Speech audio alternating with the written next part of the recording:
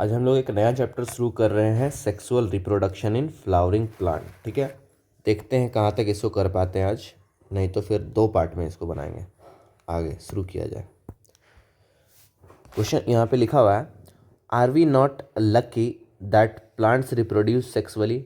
अब यहाँ पे एक बात ये क्वेश्चन पूछ करके हमको ये बताना चाह रहा है कि क्या sexual reproduction is beneficial to us या फिर नहीं है। तो सेक्सुअल रिप्रोडक्शन बहुत ज़्यादा बेनिफिशियल है, क्योंकि सेक्सुअल रिप्रोडक्शन से हमको वेरिएशन मिलता है प्लांट में। सेक्सुअल रिप्रोडक्शन से हमको फ्रूट्स का प्रोडक्शन होता है, सेक्सुअल रिप्रोडक्शन से सीड का प्रोडक्शन होता है। तो ये सब किसका रिजल्ट है? सेक्सुअल रिप्रोडक्शन का ही। ठीक है, आगे बात करते हैं। आगे क्या लिखा हुआ है, the myriads of the flower that we enjoy gazing at, the scent and the perfume that we spoon over, the rich colour that attracts us, are all this aid of sexual reproduction. और ये सब जो यहाँ पे बताना चाह रहा है कि जो फ्लावर का कलर है, फ्लावर का स्मेल है, ये सब किसके द्वारा मिल रहा है हमको? सेक्सुअल रिप्रोडक्शन फ्लावर कर रहा है, तो अलग अलग तरह का फ्लावर बन रहा है। Flower do not exist only for us to be used by for our own selfishness. Flower सिर्फ हमारे यूज़ के लिए ही नहीं है, but all flowering plant show sexual reproduction. Look at a diversity of a structure of the inflorescence. Flower and the floral parts show an amazing range of adaptation to ensure formation of end product of the sexual reproduction, that is fruit and the seed. Sexual reproduction का end product क्या है? Fruit and seed. In this chapter, let us understand the morphology, structure and the process of sexual reproduction in the flowering plant. और that is इस chapter में mainly हमको किसके बारे में पढ़ना है? इस चैप्टर में मेनली हमको एंजियोस्पर्म के बारे में पढ़ना है। ठीक है, बात करते हैं आगे। फ्लावर के बारे में बात करेंगे। Flower a fascinating organ of the angiosperm.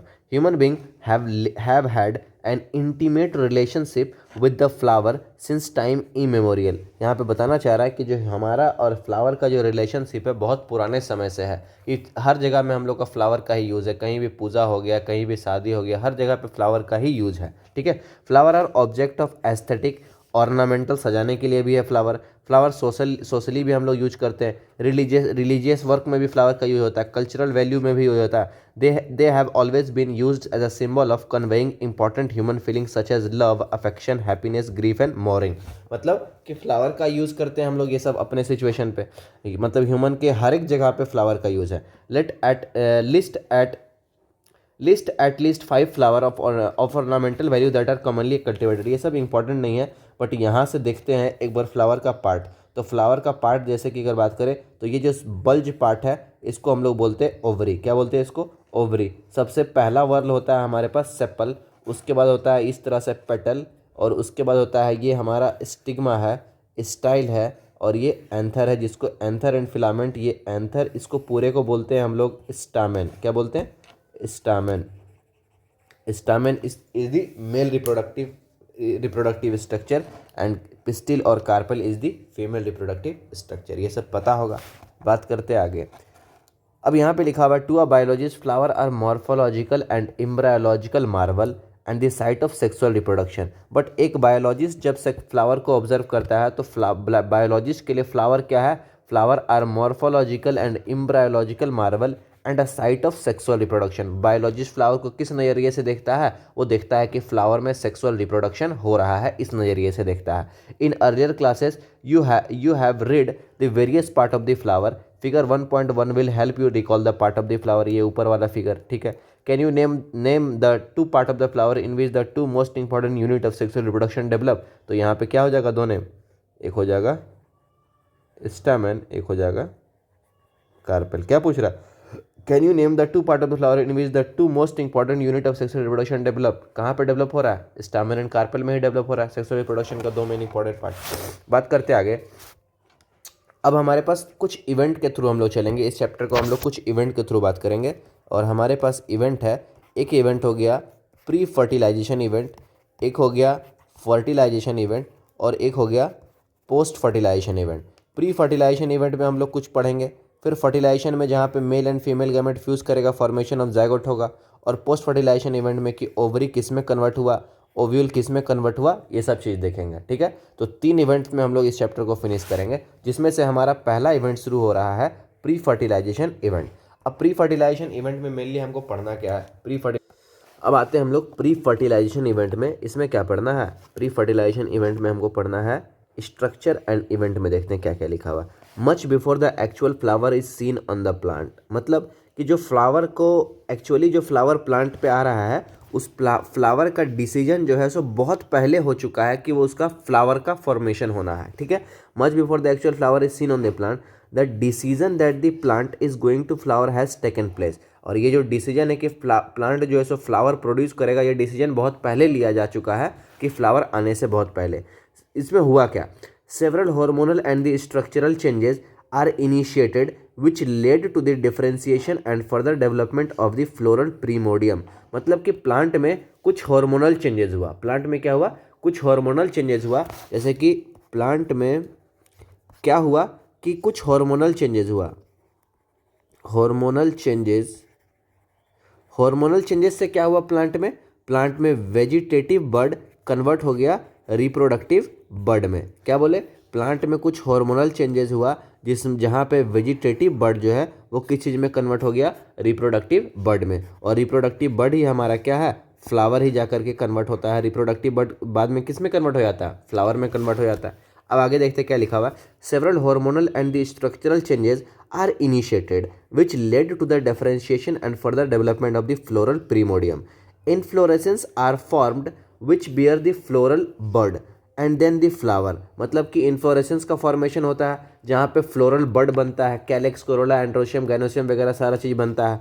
In the flower the male and the female reproductive structure the androecium. Male structure का नाम क्या है, एंड्रोशियम। एंड्रोशियम क्या है, वर्ल ऑफ स्टामेन। एंड्रोशियम क्या है, वर्ल ऑफ स्टामेन। मतलब कि स्टामेन है इस तरह से, बहुत सारा स्टामेन जब एक ग्रुप में आएगा, एक ग्रुप में आ जाएगा, फॉर्मेशन करेगा, उसको हम लोग बोलेंगे वर्ल ऑफ एंड्रोशियम। स्टामेन का वर्ल को क्या बोला जाता है, एंड्रोशियम। जब बहुत सारा स्टामेन एक ग्रुप में आएगा तो उसके लिए टर्म क्या यूज किया गया, एंड्रोशियम।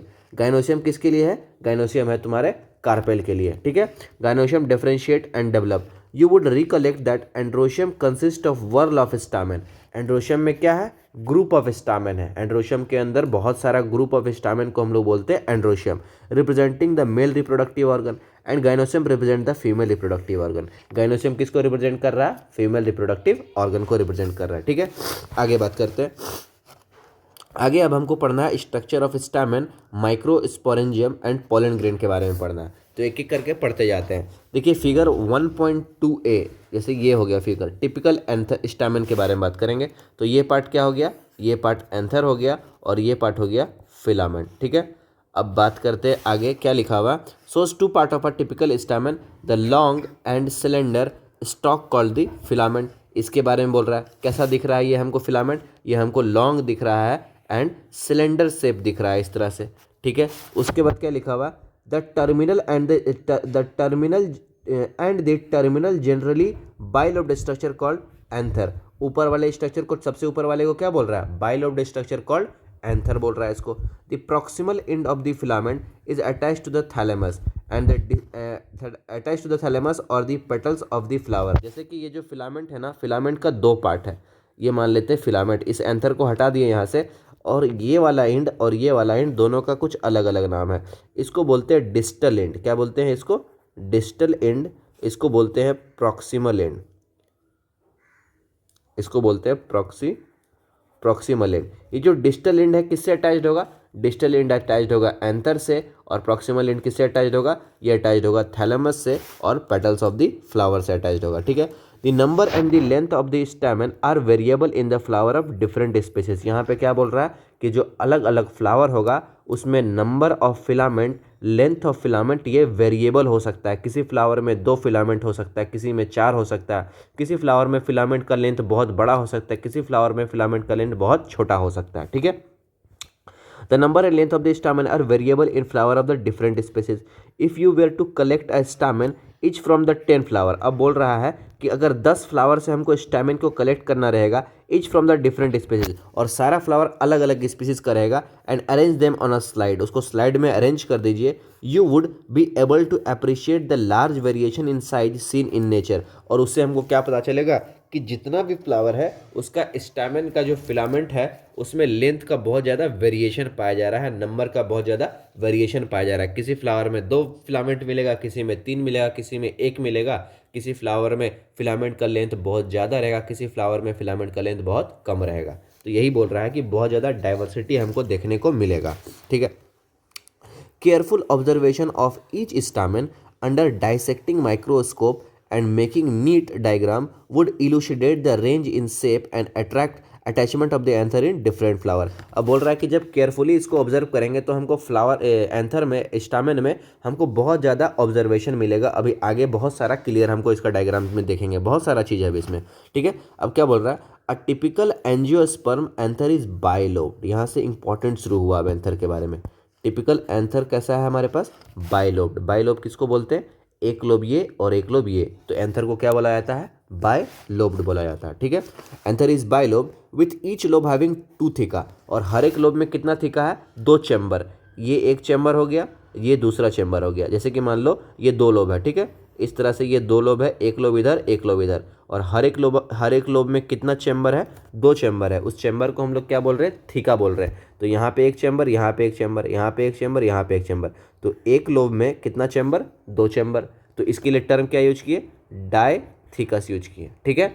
अब एंथर के पास लोब कितना है, 2 लोब है, एक लोब इधर एक लोब इधर, तो टर्म क्या यूज किए, बाइलोब्ड। ठीक है। यहाँ तक बात करते हैं आगे। That is they are dithecous, often a longitudinal groove runs lengthwise separating the theca. अब बोल रहा है कि देखिए यहाँ पे इस तरह से लॉन्गिट्यूडनल ग्रूव रन करेगा और इस चैम्बर को सेपरेट कर रहा है। ये दोनों चैम्बर को क्या कर रहा है, इस तरह से बना रहा है। देखिए ऐसे इस तरह से फॉर्मेशन कर रहा है। जैसे कि मान लो ये हमारा एंथर है, तो इधर से भी जाएगा इस तरह से, ऐसे जाएगा। तो यहाँ पे ये जो लॉन्गिट्यूडनल ग्रूव है ना, ये दोनों थीका को क्या कर रहा है, सेपरेट कर रहा है। ठीक है। क्या लिखा हुआ, groove lengthwise separating the theca, let us understand the various type of tissue and their organization in the transverse section of an anther. अब आगे देखते हैं।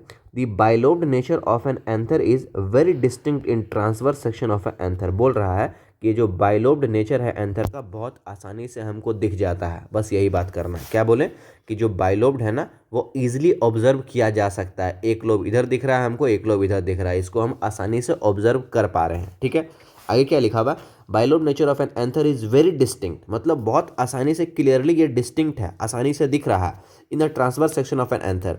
The anther is 4 sided. Anther कितना साइडेड है, 4 साइडेड। इसको क्या बोल रहे हैं, टेट्रागोनल। एंथर के साइड कितना है, 4 साइड है, तो उसके लिए टर्म क्या यूज किया, tetragonal structure consisting of 4 microsporangia. और कितना माइक्रोस्पोरेंजिया है उसके अंदर, 4 माइक्रोस्पोरेंजिया है। तो थोड़ा सा एक बार डायग्राम को यहाँ पे बनाते हैं।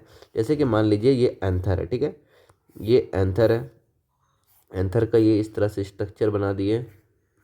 ठीक है।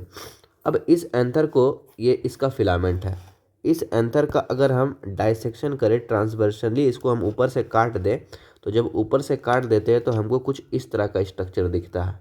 एंथर में हमको कुछ ऐसा स्ट्रक्चर दिखता है। ठीक है। और इस एंथर में हमको इस इधर मान लीजिए एक लोब, इधर मान लीजिए एक लोब। एक लोब में कितना चैम्बर, एक चैम्बर, 2 चैम्बर, 3 चैम्बर, 4 चैम्बर। तो एक लोब में कितना चैम्बर है, 2 चैम्बर। इधर वाले कितना लोब में कितना चैम्बर है, 2 चैम्बर। और इस चैम्बर के अंदर में एक स्ट्रक्चर प्रेजेंट है जिसको बोलते हैं माइक्रोस्पोरेंजिया। क्या बोलते हैं इसको, माइक्रोस्पोरेंजिया। तो हमारे इस एंथर में जब हम लोग ऑब्जर्व करेंगे तो हमको टोटल कितना माइक्रोस्पोरेंजिया दिखेगा, 4 माइक्रोस्पोरेंजिया दिखेगा। और 4 के लिए क्या टर्म यूज करते हैं, टेट्रास्पोरेंजिएट। क्या यूज करते हैं, टेट्रास्पोरेंजिएट। ठीक है। आगे बात करते हैं। The microsporangia develop further. क्या लिखा हुआ, the anther is 4 sided tetragonal structure consisting of 4 microsporangia located at the corner in 2 in each lobe. Her lobe में कितना, इधर वाले एक लोब में इधर एक, इधर एक, 2, इधर वाले लोब में एक और एक इधर 2। ठीक है। बात करेंगे आगे। The microsporangia develop further and become pollen sac. ये जो माइक्रोस्पोरेंजिया है फर्दर डेवलप करेगा, किस चीज़ में फॉर्मेशन करेगा, पॉलन सैक। ठीक है। ये जो माइक्रोस्पोरेंजिया हमको दिखता है कहाँ पे दिखता है, यंग एंथर में दिखता है। जब ये एंथर मैच्योर कर जाएगा तो ये माइक्रोस्पोरेंजिया, ये पूरा स्ट्रक्चर को हम लोग क्या बोलेंगे, पॉलन सैक बोलेंगे। ठीक है। बात करेंगे आगे। They are extend longitudinally all through the length of an anther and are packed with the pollen grain. ये जो पॉलन सैक के बारे में बोल रहा है, पॉलन सैक के अंदर में क्या रहेगा, पॉलन ग्रेन्स रहेगा। ठीक है। यहाँ तक बात करते हैं आगे। Structure of microsporangium. ठीक है। आगे बात करते हैं स्ट्रक्चर ऑफ माइक्रोस्पोरेंजियम का। अब हम लोग स्ट्रक्चर देख पढ़ते हैं। In a transfer section a typical microsporangium appear near circular in outline. कैसा हमको दिखेगा, सर्कुलर दिखेगा। It is generally surrounded by 4 wall layer. ये जो माइक्रोस्पोरेंजिया बना है ना, इसके माइक्रोस्पोरेंजिया के सराउंडिंग में कितना लेयर है? 4 लेयर है, ठीक है। Surrounded by 4 wall layer. The epidermis, outermost layer क्या है? एपिडर्मिस। उसके बाद इंडोथीसियम, फिर है मिडिल लेयर, उसके बाद है टैपेटम। तो माइक्रोस्पोरेंजिया जनरली कितने लेयर से सराउंडेड है? 4 लेयर से सराउंडेड है। उन लेयर का नाम क्या है? पहला लेयर का नाम है एपिडर्मिस, दूसरा लेयर का नाम है इंडोथीसियम, तीसरा लेयर का नाम है मिडिल लेयर, और लास्ट लेयर का नाम है टैपेटम, ठीक है। The the outer 3 wall layer perform the function of protection and help in dehiscence of anther to release the pollen grain. तो यहाँ पे लिख लीजिए, इसको लिखिए इसमें, एपिडर्मिस, एपिडर्मिस प्लस इंडोथीसियम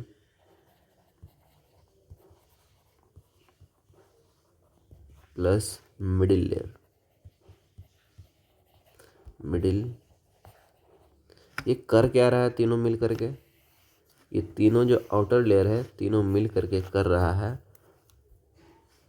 प्रोटेक्शन कर रहा है, प्लस डेहिसेंस। डेहिसेंस का मीनिंग होता है, एंथर जो है ना अपने, मतलब डेहिसेंस का मतलब होता है releasing of the pollen. Dehiscence का मतलब क्या होता है? Releasing of the pollen. जब एंथर मेच्योर कर जाएगा तो एंथर जो है सो सेपरेट करेगा, और सेपरेट करने के बाद अंदर में जो पोलन ग्रेन्स रखा हुआ वो बाहर निकलेगा। इस प्रोसेस को हम लोग बोलते हैं डेहिसेंस। डेहिसेंस का मतलब क्या है? एंथर जब मेच्योर हो जाएगा तो एंथर का वॉल सेपरेट करेगा, दोनों आपस में सेपरेट होकर के रिलीज करेगा पोलन ग्रेन्स को, और इसी को हम लोग बोलते हैं डेहिसेंस। डेहिसेंस का मतलब होता है कि एंथर से अंदर से पोलन का बाहर निकलना। इस प्रोसेस को हम लोग बोलते हैं डेहिसेंस, ठीक है। आगे बात करते हैं, अब आगे क्या लिखा हुआ? The innermost wall layer is the tapetum. और माइक्रोस्पोरेंजियम का सबसे इनरमोस्ट लेयर कौन सा है? टैपेटम है, ठीक है। अगर इसको डायग्रामेटिकली हम लोग यहाँ पे बना हुआ, देखिए यहाँ पे आउटर मोस्ट लेयर क्या है, जैसे यहाँ पे देखते हैं, ये आउटर मोस्ट लेयर क्या है? एपिडर्मिस। उसके अंदर वाला लेयर क्या है? एंडोथीसियम। उसके अंदर वाला लेयर क्या है? Middle layer. Epidermis, endothecium, middle layer. उसके सबसे इनर मोस्ट लेयर का नाम क्या है? टैपेटम। और इसको बोलते हैं स्पोरोजिनस टिश्यू के, माइक्रोस्पोरेंजिया के अंदर में क्या रखा हुआ? Sporogenous tissue. और यहाँ पे एक स्ट्रक्चर है कनेक्टिव। ये स्ट्रक्चर क्या है? कनेक्टिव है। अब कनेक्टिव क्या है यहाँ पे? जैसे कि देखिए यहाँ पे ये एंथर है, ठीक है, ये एंथर है, ये एंथर का ये फिलामेंट है, इसको ऐसे बनाते हैं, फिलामेंट है। ये इधर से ये 2 लोब है। तो ये जो फिलामेंट है ना, ये फिलामेंट अंदर ही अंदर ऊपर तक गया हुआ है। तो जब इसको हम यहाँ से ऐसे काट देंगे, ऐसे करके यहाँ से काट देंगे ना, तो ये जो फिलामेंट का स्ट्रक्चर है यहाँ पे हमको ऐसा दिखेगा, ऐसा यहाँ पे दिखेगा। तो इसी को हम लोग बोलते हैं कनेक्टिव, ठीक है। और ये हो गया एंथर को हम लोग इस तरह से ट्रांसवर्सली जब काटते हैं तो ऊपर से हमको कुछ इस तरह से दिखता है एंथर। तो और ये फिलामेंट का ही स्ट्रक्चर है, ये फिलामेंट अंदर ही अंदर ऊपर तक गया है, तो इसी को हम लोग बोलते हैं कनेक्टिव बोलते हैं, ठीक है। अब देखिए क्या ये जो हम लोग बनाए एंथर में देखिए कितना लेयर है हमारे पास? आउटर मोस्ट लेयर है एपिडर्मिस, फिर नेक्स्ट लेयर है इंडोथीसियम, फिर नेक्स्ट लेयर है एपिडर्मिस, इंडोथीसियम, फिर है ये वाला मिडिल लेयर, ये रीजन को बोल रहे हैं मिडिल लेयर, और सबसे इनर मोस्ट लेयर क्या है? टैपेटम। और इसके अंदर में क्या रखा हुआ? Sporogenous tissue. और ये जितना भी स्ट्रक्चर देख रहे हैं, सारा स्ट्रक्चर कैसा है? डिप्लॉयड है। सारा स्ट्रक्चर कैसा है? डिप्लॉयड है। आगे बात करते हैं, ठीक है। The innermost wall layer is the tapetum. अब टैपेटम का यहाँ पे फंक्शन लिखना है। टैपेटम करता क्या है? It nourishes the developing pollen grain. तो लिखिए टैपेटम का फंक्शन,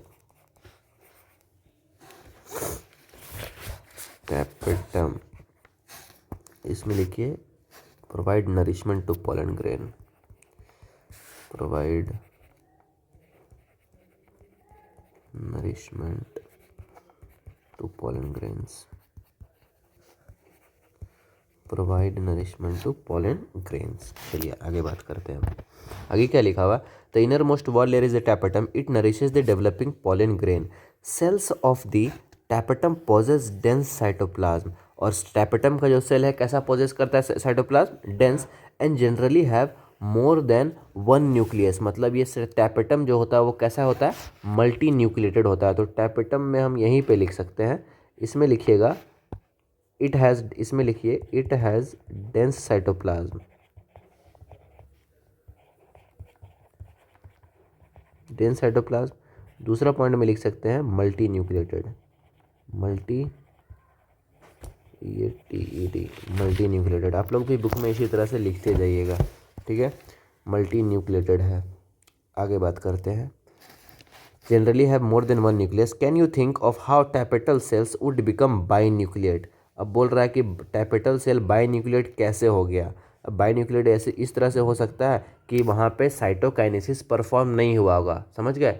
बाई न्यूक्लिएटेड कंडीशन कैसे बनता है, जब सेल डिवीजन होता है तो सिर्फ न्यूक्लियस का डिवीजन हो गया, साइटोप्लाज्म का डिवीजन नहीं हुआ, तो वो कंडीशन कैसा हो जाएगा, मल्टी न्यूक्लिएटेड कंडीशन हो जाएगा, वहाँ पे दो न्यूक्लियस प्रेजेंट रहेगा साइटोप्लाज्म में।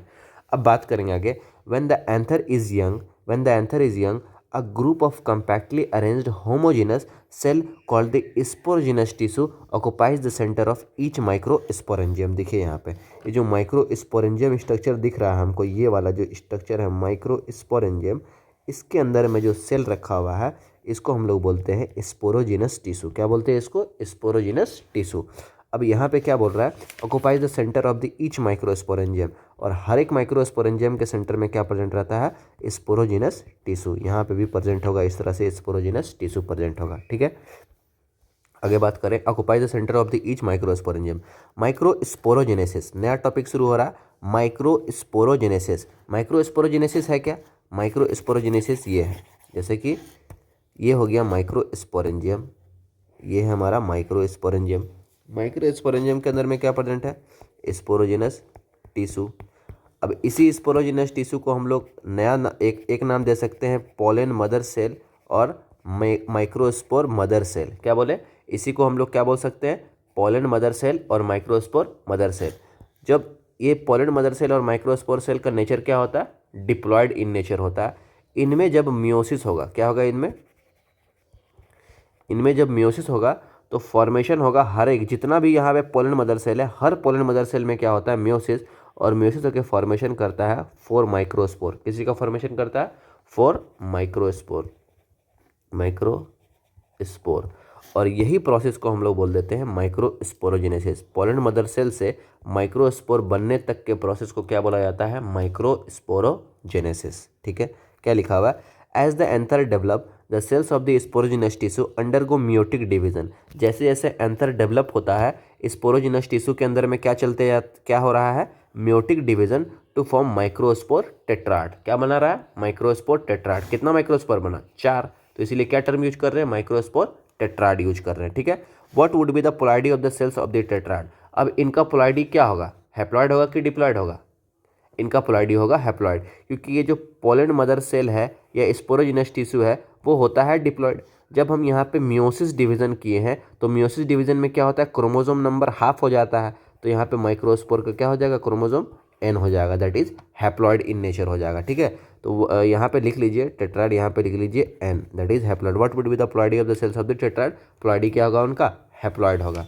आगे बात करते हैं, अब यही स्ट्रक्चर को यहाँ पे चारों लेयर को थोड़ा सा जूम करके दिखाया है, इसको देख रहे हैं एपिडर्मिस, फिर नेक्स्ट लेयर है एंडोथेसियम, फिर नेक्स्ट लेयर है मिडिल लेयर, फिर है माइक्रोस्पोर मदर सेल अंदर में है, फिर है ये टैपेटम, ठीक है। आगे बात करते हैं हम लोग, आगे नेक्स्ट देख लेते हैं। ये भी स्ट्रक्चर देखिए, यहाँ पे पोलन ग्रेन अंदर में बन रहा है, ये 4 थीका है, 1 थीका, 2 थीका, 3 चैम्बर और ये 4th चैम्बर, और हर एक चैम्बर में क्या प्रेजेंट है, पोलन ग्रेन्स। पोलन ग्रेन्स कब प्रेजेंट होगा यहाँ पे, जब एंथर मैच्योर हो जाएगा। जब एंथर मैच्योर हो जाएगा तो इस स्ट्रक्चर को हम लोग बोलेंगे पोलन सैक। क्या बोलेंगे, पोलन सैक। और पोलन सैक के ही अंदर में क्या प्रेजेंट है, पोलन ग्रेन्स प्रेजेंट है, ठीक है।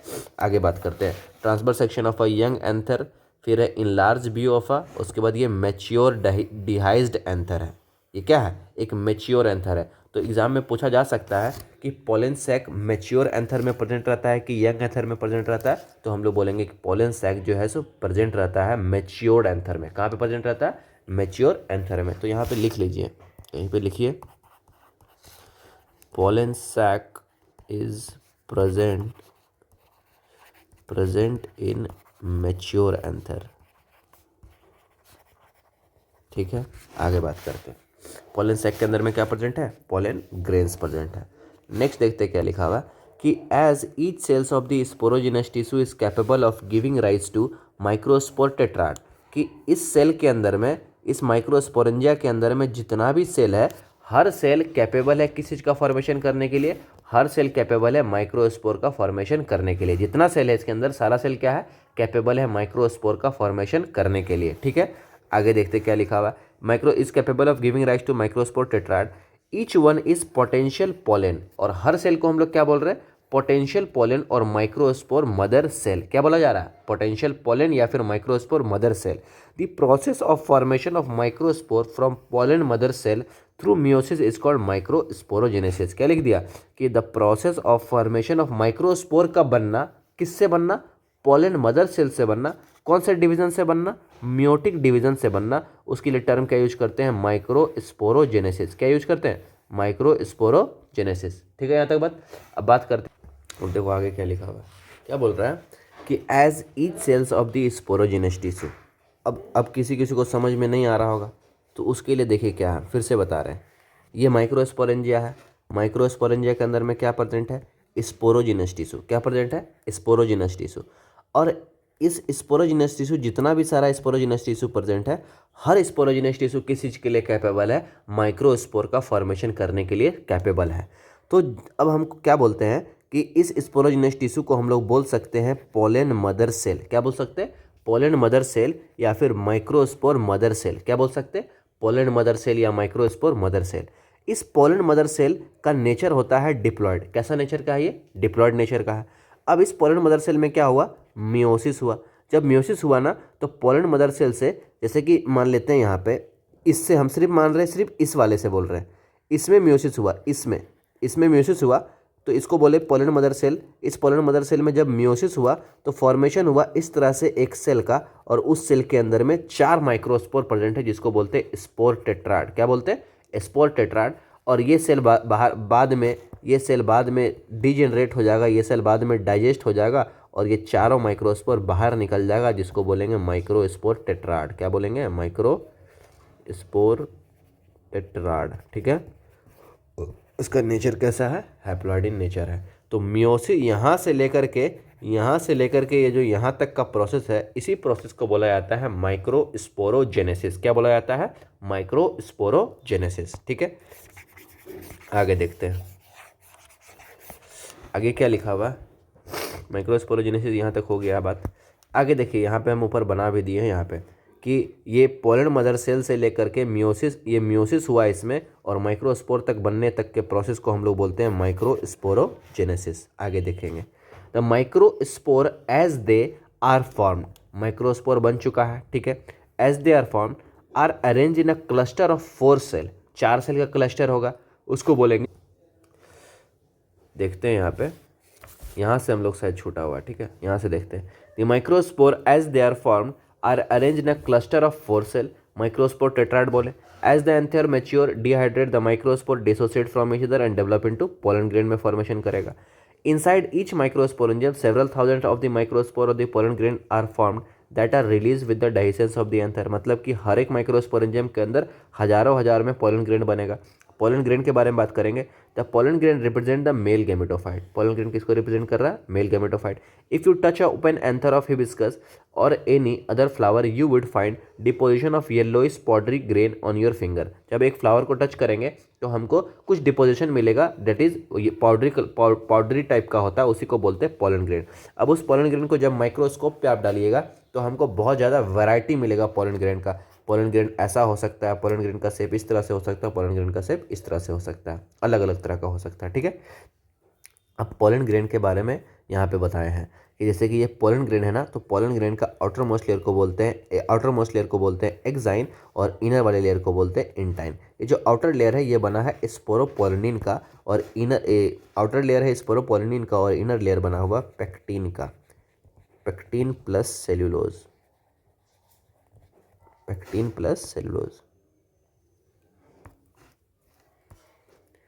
पैक्टीन प्लस सेलुलोज का बना हुआ है इनर लेयर, ठीक है।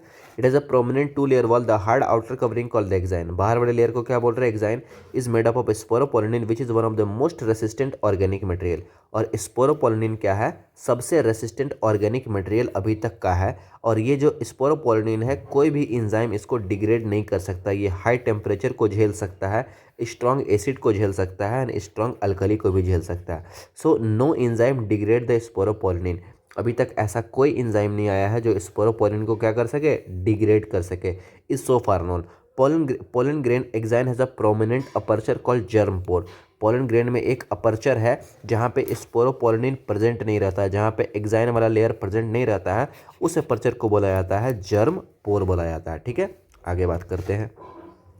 Where sporopollenin is absent, pollen grain are well preserved as fossil. Pollen grain को हम फॉसिल की तरह भी रह सकते हैं क्योंकि पोलन ग्रेन बहुत लंबे समय तक उसको प्रिजर्व किया जा सकता है क्योंकि वहाँ वो उसका आउटर मोस्ट लेयर किससे बना है, स्पोरोपोलिन। और ऐसा कोई एंजाइम नहीं है जो स्पोरोपोलिन को डिग्रेड कर सकेगा, इसीलिए पोलन ग्रेन को बहुत लंबे समय तक प्रिजर्व करके रखा जा सकता है।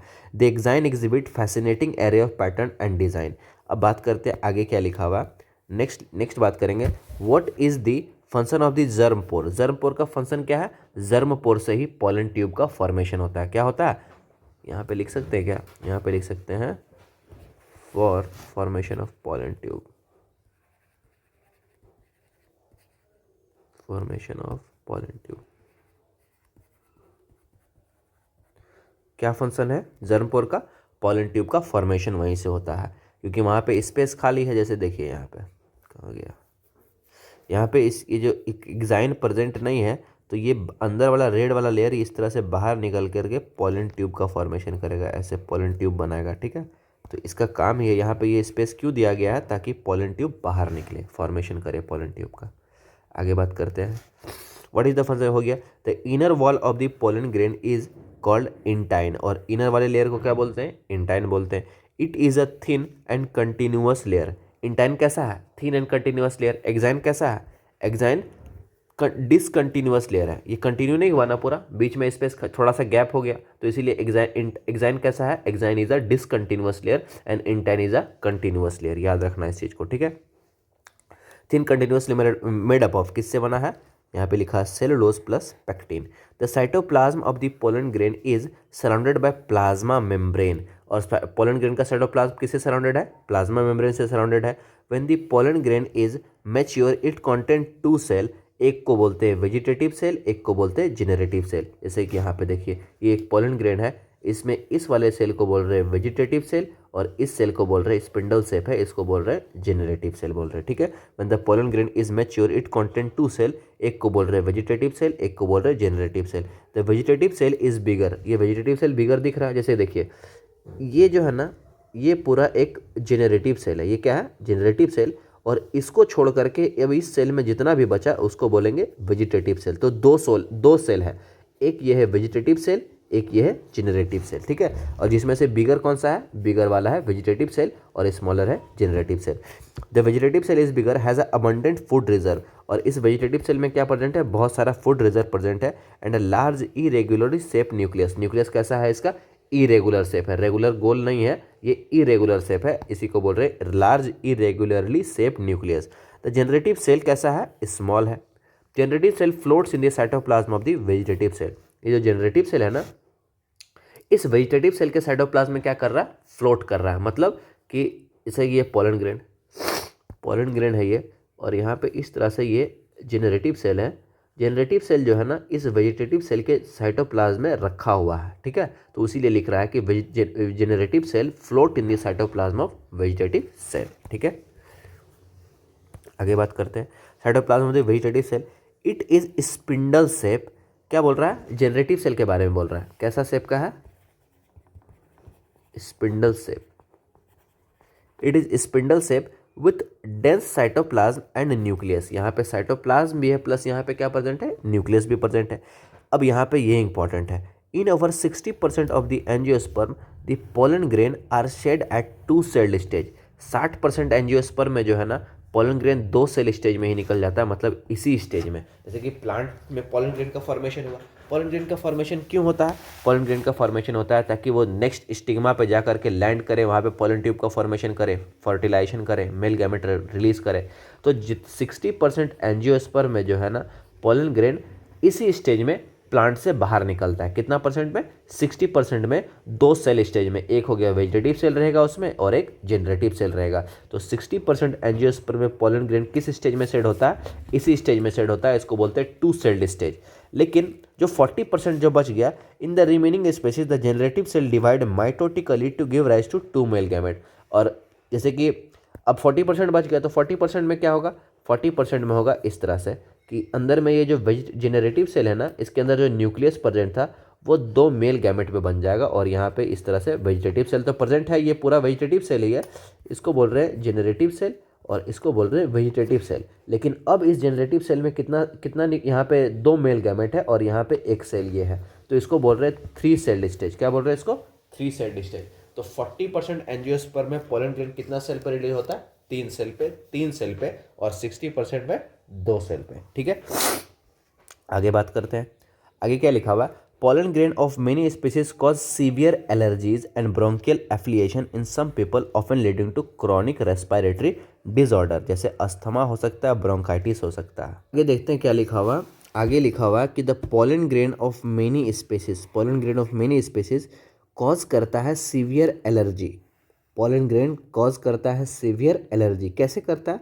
जैसे कि मान लीजिए हम गार्डन में गए, तो गार्डन में किसी पर्सन को हो सकता है कि गार्डन पे जाने से पोलन जब वो इनहेल कर लेगा तो एलर्जी क्रिएट हो सकता है बॉडी में। कुछ रेस्पिरेटरी डिसऑर्डर भी हो सकता है, जैसे क्या क्या हो सकता है? अस्थमा हो सकता है, ब्रोंकाइटिस हो सकता है, ये सब रेस्पिरेटरी डिसऑर्डर हो सकता है पोलन को इनहेल करने से। It may be mentioned that parthenium or a carrot grass that came into India as a contaminate with the imported wheat क्या लिखा हुआ? Imported wheat has become ubiquitous. मतलब कि क्या? एक वीड आया था पार्थेनियम और कैरोट ग्रास, जिसको कांग्रेस ग्रास भी बोलते हैं। ठीक है, बोल रहा है कि it may be mention that parthenium or carrot grass that came into India में जो आया था इम्पोर्टेड वीट। जब हुआ क्या था कि बहुत पुराने समय की बात है, जब इंडिया बहुत ज़्यादा पुअर था, उस वक्त हमारे इंडिया में वीट आता था बाहर देश से। तो वो लोग क्या करते थे कि इसमें कुछ वीड डाल देते थे जो कि आकर के यहाँ डिस्टर्बेंस कॉज करेगा। उस वीड का उस प्लांट का नाम था पार्थेनियम या फिर कैरोट ग्रास। इसका नेचर है ना कि बहुत कम समय में बहुत लंबे बहुत ज़्यादा एरिया को कवर कर लेता है, तो इसी को बोलते हैं यूबिक्विटस। जहाँ भी दिखेगा वहाँ पे आपको दिखेगा पार्थेनियम या फिर कैरोट ग्रास। ठीक है, और ये आया कब था? कांग्रेस के टाइम पे आया था, इसीलिए इसको बोलते हैं कांग्रेस ग्रास। ठीक है, imported has become ubiquitous in occurrence and cause pollen allergy. और वो भी क्या कॉज करता है? पोलन एलर्जी को कॉज करता है। तो यहाँ से क्या हम यहाँ से रिमेंबर हमको क्या करना है? यहाँ से रिमेंबर करना है कि पोलन कॉज क्या करता है? पोलन अस्थमा कॉज कर सकता है, पोलन ब्रोंकाइटिस को कॉज कर सकता है। ठीक है, ये याद रखना। पोलन एलर्जी को भी कॉज कर सकता है। जब कोई इंसान पोलन को इनहेल कर लेगा तो उसके बॉडी में क्या क्या हो सकता है? उसके बॉडी में अस्थमा हो सकता है, ब्रोंकाइटिस हो सकता है और एलर्जी हो सकता है, सेवरल एलर्जी हो सकता है। फिर एक बात यहाँ पे पार्थेनियम के बारे में कि पार्थेनियम यूबिक्विटस है, मतलब कि बहुत कम समय में बहुत ज़्यादा एरिया को कवर कर लेता है। हर जगह आपको मिलेगा पार्थेनियम, तो इसी को बोलते हैं पार्थेनियम या फिर कैरोट ग्रास। आगे बात करते हैं। Pollen grain are rich in nutrient. अब यहाँ से पोलन ग्रेन के बारे में अच्छा बात बोला हुआ है कि pollen grain are rich in nutrient. जब पोलन को हम लोग कंज्यूम भी करेंगे ना तो हमको क्या मिलेगा? न्यूट्रिशन मिलेगा। It has become fashion in a recent year to use pollen tablet. Pollen का टैबलेट भी आता है as a food supplement. In Western countries, a large number of pollen product in the form of tablet and syrups are available in the market. Pollen का क्या बना दिया गया? Tablet बना दिया गया, पोलन का सिरप बना दिया गया और अवेलेबल है मार्केट में। Pollen consumption has been claim to increase performance of athlete and race horse. Pollen का कंजम्पशन करके एथलीट का परफॉर्मेंस क्या हो जा रहा है? बढ़ जा रहा है, और रेसिंग हॉर्स का भी परफॉर्मेंस क्या हो रहा है? बढ़ रहा है। ठीक है, तो यही सब देखिए, ये प्रोडक्ट है, ये सब पोलन टैबलेट है, ये पोलन सिरप है, इस तरह से पोलन क्रीम है, बी पोलन क्रीम। आगे देखते हैं। When once they are shed, जब एक बार पोलन ग्रेन बाहर निकल जाता है, pollen grain have to land on a stigma. जैसे कि देखिए, ये हमारा स्टामेन है, स्टामेन से यहाँ से पोलन ग्रेन बाहर निकला, इसको कहाँ पे जाना है? इसको लैंड करना पड़ेगा स्टिग्मा में। कहाँ पे लैंड करना पड़ेगा? इसको बोलते हैं स्टिग्मा। इसको यहाँ पे आना है स्टिग्मा में, इसको बोलते हैं स्टिग्मा, ठीक है। Once the pollen grain have to land on a stigma before they lose viability. इसको इस स्टिग्मा पे आना पड़ेगा कब? जब एक लिमिटेड टाइम पीरियड ही रहेगा। ये वायबिलिटी, वायबिलिटी का मतलब होता है टाइम पीरियड, कि जैसे कि यहाँ से रिलीज होने के बाद कितना देर तक, कितने देर के बाद यहाँ पे आने के बाद यहाँ पे ये पॉलन ट्यूब का फॉर्मेशन कर देगा, इसी को बोलते हैं वायबिलिटी। वायबिलिटी का मतलब क्या? कि कितना टाइम पीरियड है इसके पास यहाँ पे लैंड करके पॉलन ट्यूब का फॉर्मेशन कर देने। हर प्लांट का अलग अलग होता है। जैसे राइस का क्या है कि जब एक बार राइस से पॉलन ग्रेन यहाँ से बाहर निकला तो पॉलन ग्रेन को यहाँ पे आ जाना पड़ेगा 30 मिनट के अंदर। अगर 30 मिनट के अंदर में नहीं आएगा तो ये पॉलन ट्यूब का फॉर्मेशन नहीं होगा। इसी चीज़ को बोलते हैं वायबिलिटी बोला जाता है। क्या लिखा हुआ है? Viability they have to bring about fertilization, मतलब कि अगर इसको सही टाइम पे लैंड नहीं किया, मतलब प्रॉपर लिमिट टाइम ड्यूरेशन के अंदर ये लैंड नहीं किया तो ये पॉलन ट्यूब का फॉर्मेशन नहीं होगा, ठीक है। इसको बोलेंगे कि वायबिलिटी अपना लूज कर दिया। pollen grain have to land on a stigma before they lose viability if they have to bring about fertilization. How long do you think pollen grain retain viability? अब हर स्पीसीज का अलग अलग viability period होता है। The period for which pollen grain remain viable is highly variable, मतलब बहुत ज़्यादा variable है। हर प्लांट का अलग अलग viability period होता है and to some extent depend on prevailing temperature and humidity पे भी डिपेंड करता है। तो यहाँ पे लिखेंगे viability of the pollen depend on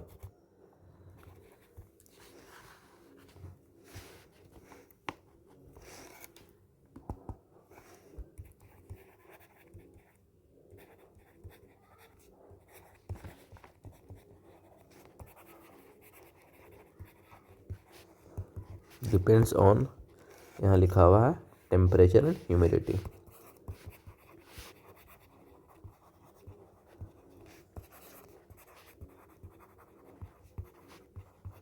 temperature and humidity पे डिपेंड करेगा।